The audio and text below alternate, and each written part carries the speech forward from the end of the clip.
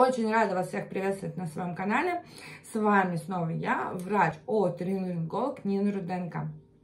В сегодняшнем видео хочу поговорить с вами про чихание. Хорошо это или плохо? На самом деле чихание это хорошо. С помощью чихания это рефлекс, это защитный механизм нашего организма. С помощью чихания наш организм старается очиститься от различных раздражающих веществ.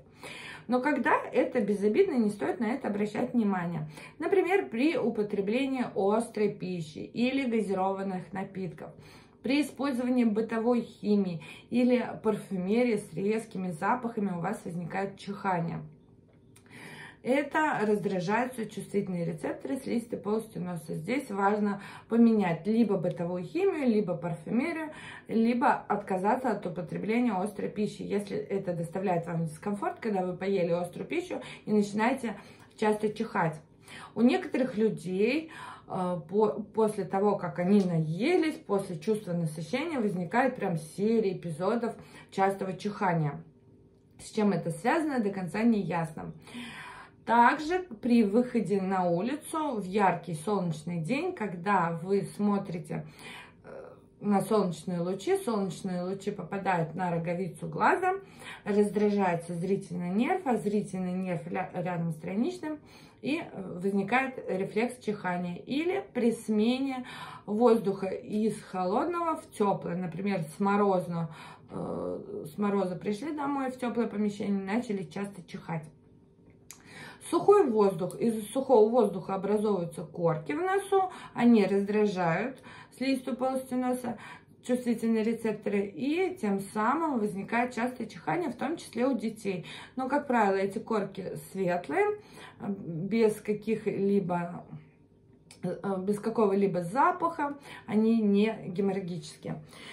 Но когда же стоит уже обратить внимание на это частое чихание и показаться обязательно специалисту? Например, когда вы или ребенок часто чихаете, закладывает нос, прозрачные выделения из носа, чешутся глаза, сильно чешется кончик носа, то это говорит об аллергическом рините. Здесь необходимо показаться врачу-аллергологу.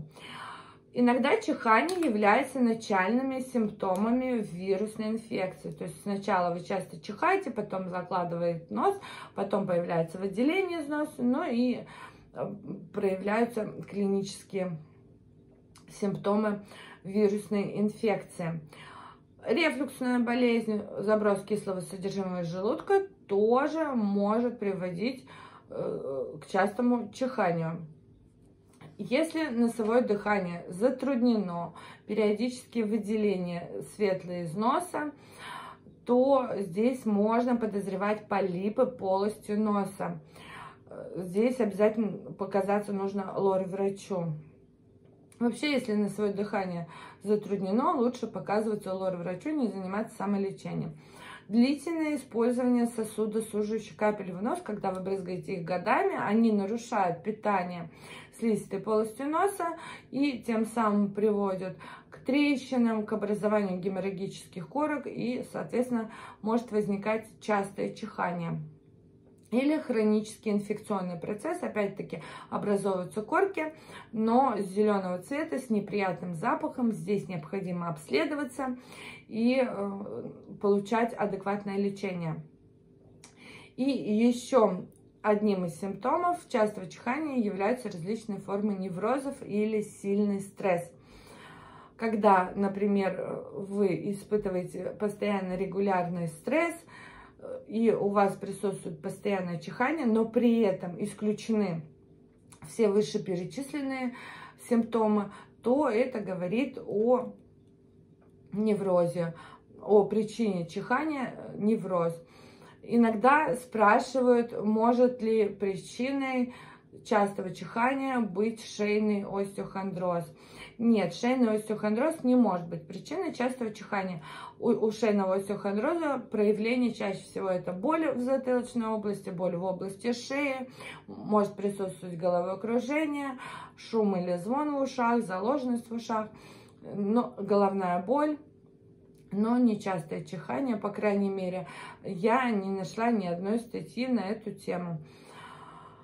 Надеюсь, мое видео было вам полезным. Делитесь своим мнением в комментариях, часто ли вы чихаете и какая причина частого чихания у вас. Может быть, у вас еще какие-то другие причины частого чихания присутствуют. Поделитесь своим мнением в комментариях. Не болейте, будьте здоровы!